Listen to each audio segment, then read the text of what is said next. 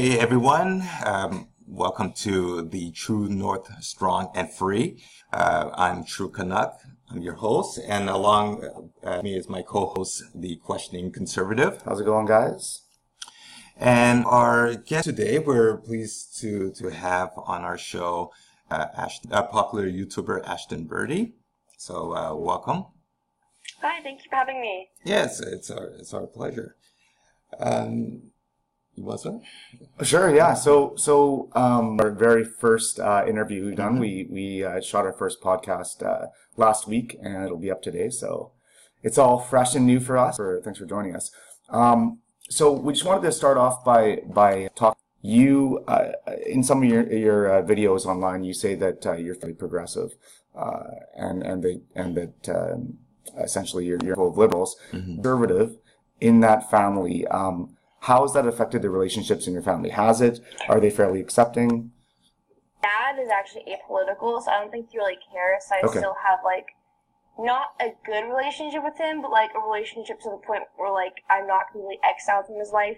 That's just mostly due to the fact that his girlfriend does, and she's a Hillary supporter, but she doesn't like me for various reasons. She's a special character. My mother is a Hillary supporter. She went to Brown, so obviously she had her indoctrination done there. Talk once a month, but it's only if she wants to call me for questions about some things. I think she's slowly red pilling herself ever since we become a sanctuary state. So it's really interesting. So she really exiled me for months on end. Didn't let me see my sister for her 17th birthday. Wow. The moment we became a sanctuary state, my mom has just been calling me once a month about certain issues. She's like, why would someone let this happen? What is going on here? What do you mean they want to either having a march against the second wave? I think she's slowly red pilling herself because, America's gone so far left. The Democrats, the classic liberals are kind of over here what's going on, All right. On my dad's side of the family, they've just really stopped talking to me altogether. I've been cut off from Facebook. They've blocked me on everything. They don't talk to me. They're proud socialists. The majority of them. The majority of my cousins, a few aunts, uncles. It's gotten to the point where I can't go to a family event without cousins walking out of the room. Wow. This is just the meme, actually. My dad went to his sister's birthday, and her goddaughter, who's also my cousin, and she's my godmother too, actually. The moment my dad mentioned my name, she walked out of the party without saying happy birthday. Oh my God. She I guess she's familiar with your videos and knows your stance on things. It's funny is because they had issues with me before I even made videos. And it was just a picture. So, I only have to take classes at Berkeley just to see if I actually wanted to go, because I was, going through a whole process of understanding what education was. And obviously I didn't want to continue there. I'll get into that later. But during my short time there, I decided that here was actually people, Republicans who had the same views I did. And so I took a picture with the Berkeley College Republican sign. I put it on my Instagram. And after that, my family stopped talking to me. My agent in Hollywood stopped talking to me. It was really bad. Wow. So, what do you think that is? It's crazy to me. I don't think we have that quite like you do over in Canada. There are definite political sides, but there's not this sort of taboo of talking about opinions that don't necessarily fit the normal pushed agenda. Well, it's interesting because I don't even consider myself a normative. Yeah. I'm more so conservative libertarian. I just really hate the government. And personally, everybody should hate the government. Yeah. I think if you honestly trust the government, then you're an idiot. Yeah. Yeah. Yeah. That, and the only thing that comes to conservative for me is that I'm all for borders. I think the idea of open borders is the dumbest idea ever. All right. Completely, destroys the idea of a country at all. And abortion. I'm against abortion just because, the amount of trauma girls suffer from, with PTSD from abortion is just as bad as the idea. I think, well, not as bad, obviously, because to me it's murder, but... All right. So, abortion, that's a topic, but the other two, these are they're not extreme opinions by any stretch. Isn't either, especially until recently, it was sort of the norm. So, it's just so surprising to me that you could lose family member relationships and friends over some of these things. They say my beliefs are discriminatory. It's interesting to me because it's like all of the police they want to do is get rid of our guns. Right. Well, then they're discriminating against the people who use those guns to protect themselves and their families. They say, oh, abortion is discriminating, or being anti-abortion is discriminating. Well, I'm like, well, aren't you discriminating against a child that has yet to be born? They say, oh, borders are discrimination, and it's like, no, because it's an ideology that puts Americans and American citizens first. Right. And, you know, since it's American laws, they should apply for the American people. They shouldn't benefit someone who's not American. Right. So this, sorry, go ahead. Yeah. I was just going to ask, as a young woman living, what attracted you to conservatism / libertarian philosophy? Started me off because he was a classic liberal, but he was also a World War II vet. All right. So if he saw what his grandchildren were doing now today, advocating for things like socialism, the same things that he fought against in World War II, I think it's like spitting on him in the face. I think it's spitting on his service. All right. My grandfather lived to be about 95. He lived through the Great Depression. He raised 7 children with no degree, mind you. He dropped out of college to join the mother, raised 7 children. You know, he lived an entire life through each generation of struggle. You know, I think so if he faces and wanting, you know, life handed them for free, face. I really do. And people say, oh, well, these generations are just so old, they don't know anything, they can't accept that things are changing. Well, did it ever occur to you the reason why parents lived such happy lives and the traditional values and, you know, under Republican, you know, officials? Was because that's how life was. All right. The reason why our grandparents were so happy at that time was because traditional values, you know, conservatism really advocates for a happier life. And now you have millennials saying, well, why don't people just settle down anymore? Why can't I have a relationship like my grandparents? Why is it so hard to invest in a home? Why is it schools no longer teach life skills anymore? All right. Yeah. Because the more liberal you go, liberalism takes out, you know, the ideas of traditionalism within the marriage. Liberalism takes out a lot of the economic value that could go into later in life with taxes and safety. Liberalism gets into the school system and takes out things like home economics, mechanics, All right. things like that. Yeah, and so absolutely, I absolutely agree with you. Earlier, well, we have with certain members of your family, with you being a conservative. Now, how difficult is in a liberal institution such as Berkeley? My time there was really short. Yeah. So I think I can better explain what's like in the city of Berkeley. Okay. But during my very short time there, I took maybe like 4 classes, you know? All right. And I got kicked out twice. Really?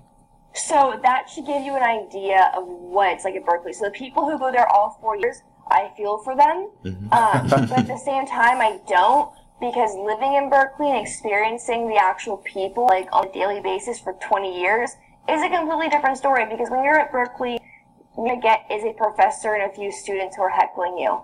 But when you actually live in Berkeley growing up, there is this, like, feel of true exile where I came out as white conservative, I lost all of my childhood friends. My family completely saw me as, like, not even the black sheep anymore. It was, like, shunned. Right. Like, you have been exiled from the kingdom, you're banished, get out of the castle, bye. Like, you know. So, like, basically in their eyes, I was the Patty Hearst of the right. Okay. Wow. That's basically how they saw me.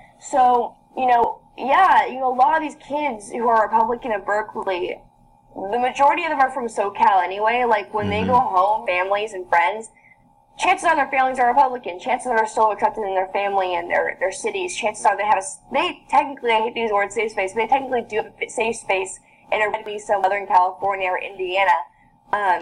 So me, I don't have that.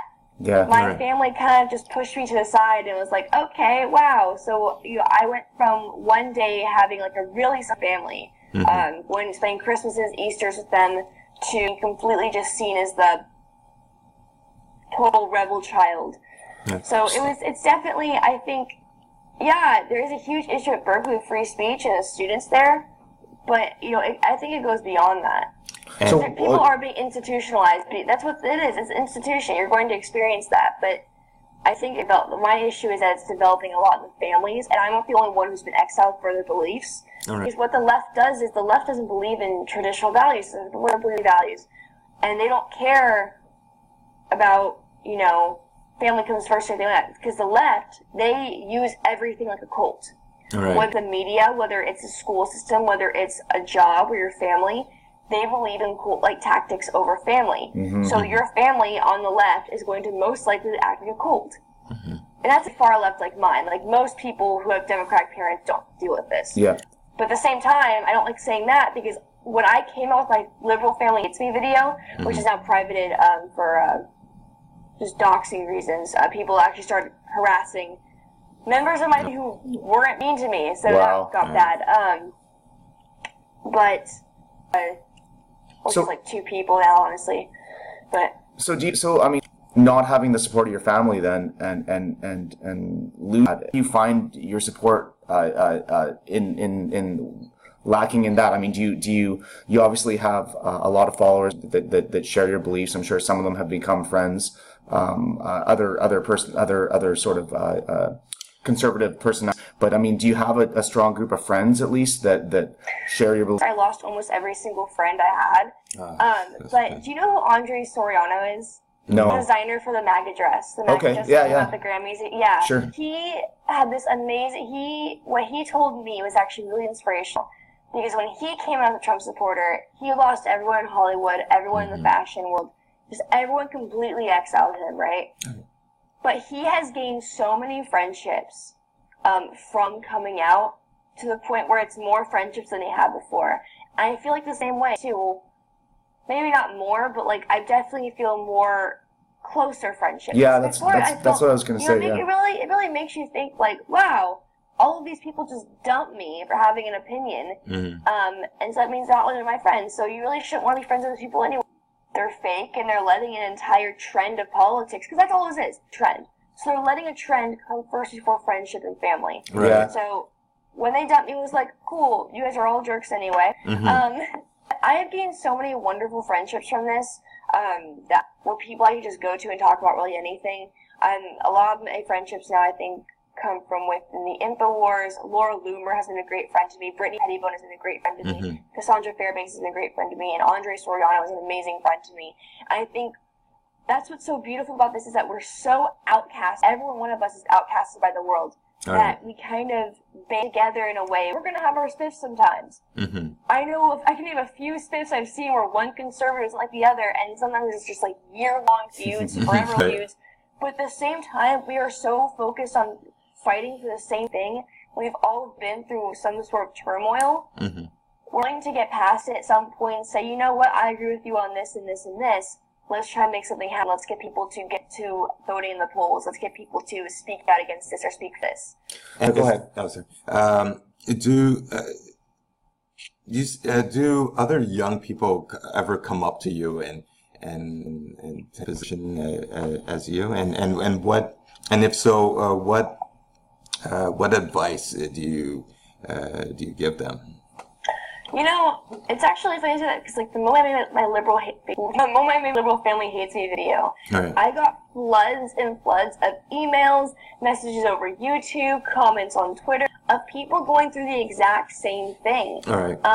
So I always, so it's true. A lot of people who have Democratic families don't have to go through the same thing, but I'm really surprised about the number of people who go through the same thing I did.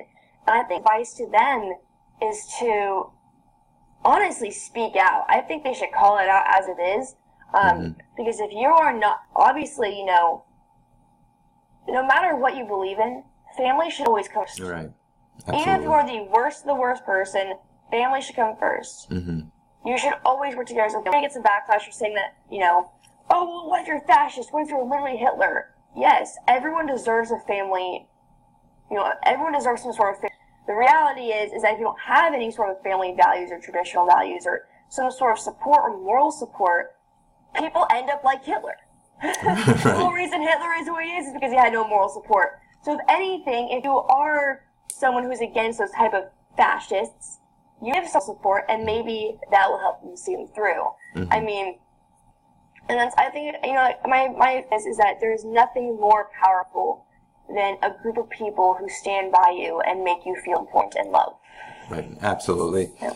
And now I want to get back to the universities. I know you didn't stay long. Yeah, 2 classes there just to test it out. Right. Yeah. But and I did not like it. No. Why do you think such a strong leftist push? I can speak from my university as well. I actually have a really interesting theory about this as well.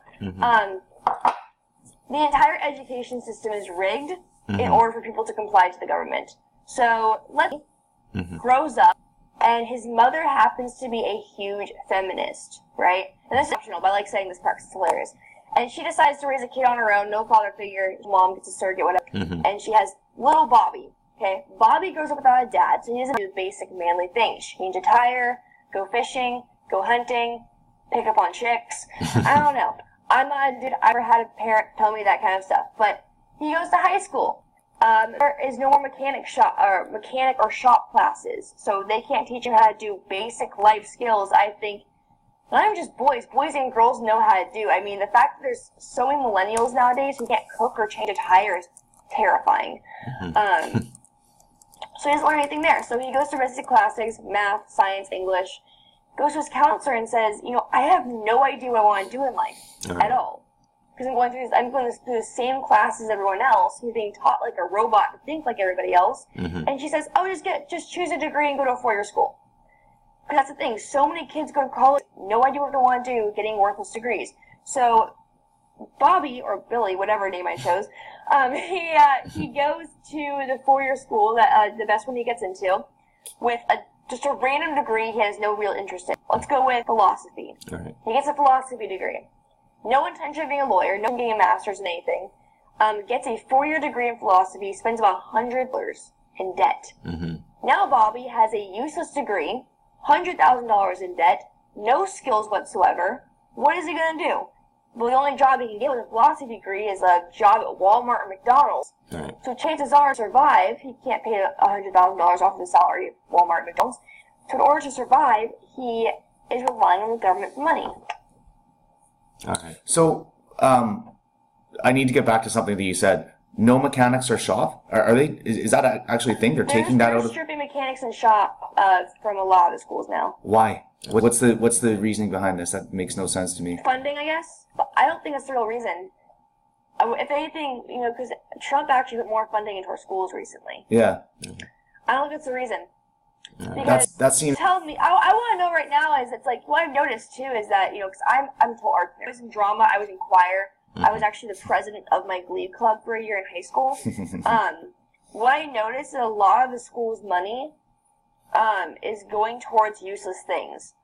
A school gets new textbooks every 3 years. Right. And nothing will be different except maybe how they type it out, the cover. And this is all based on a lot of state regulations, which I think are dumb. A lot of that money should be going to things like shop, mechanics. Art programs, I think, need more funding because I think art programs play a huge job in how kids learn and behave. Yeah, I agree. You know, so a lot of the money in our school systems, we're getting more, but it's being wasted. It's being absolutely wasted. Like, not every kid is smart. Every kid needs iPads in their classroom. Yeah. They need to be taught skill ideas. So what's how to use an iPad? Yeah. I mean, here's the thing: if you put iPads in the classroom, chances are the kid has a laptop or an iPad back home. Even the poorest families now have iPads. All right. So why are we putting them in the classroom? Yeah. Yeah. The money's going into the wrong places. Right. So what's is there even a solution to this sort of trend? And I mean, I say trend loosely because it's been moving this way for years and years of liberalism in schools and in education. Do you think that is there a way to reverse and at least bring some sort of values or a balance? A balance. Yeah, that's really. Well, I can tell you what not to do. I've been seeing this a lot lately, and I've actually got caught up in this. So if you look at like a lot of these videos on YouTube, type in Antifa or Berkeley riot, you always see a giant shouting match between two sides. You got the Antifa go over here going, fascist, fascist, fascist. You got the right over here going, commie, commie, commie. Don't do that. Don't do it, because Hitler got in power. People went so far left that the entire country of Germany got sick of it, and that's how they elected Hitler. All right. They went so far right to defeat the far left, and all I do is elect Hitler. All right. So what you guys need to do is, this is why I always say, oh gosh, I hate this. This is what you guys need to do. This is what the entire world needs to do. I think we need to fight the far left by using basic common sense. If you follow any politician, any party, and that includes Trump and the Republican Party, because, you know, I love Trump out of all the politics. He's not a real Republican, he's just Trump. The Republican Party is also just as bad as the Democratic Party. You should never blindly follow a politician or a party, because you're basically following a cult. You should think to yourself, what is the best way to apprehend rights for the people, to make this country for the people? All right. What is going to benefit your the most? And that's why I always say, like, don't compare America to Denmark. Don't compare America to Sweden. Swedish lifestyle works for Sweden. Denmark or Danish lifestyle works for the Danish. Right? We are America. Keep America Canadian. Keep Italy Italian. France French. All right. You know? Is it your sense that a lot of people that have, I mean, really on both sides, but especially kind of the far left, do you think that a lot is really just, is admittedly quite far left in general? Absolutely. It's a whole culture. Yeah, I often wonder whether people even really have thought through many of the opinions that they spout. Because what happens is, with things like BuzzFeed, for example, which is cat pictures, which I appreciate very much, but at the same time, you know, what they do is they take like little clips of something and they use popish music, right, to get people's attention. Because my generation, we all have ADHD. All right. We're like, whoa, squirrel, whoa, butterfly, whoa, shoe. We're just everywhere. Right. And that's because my generation grew up with like technology.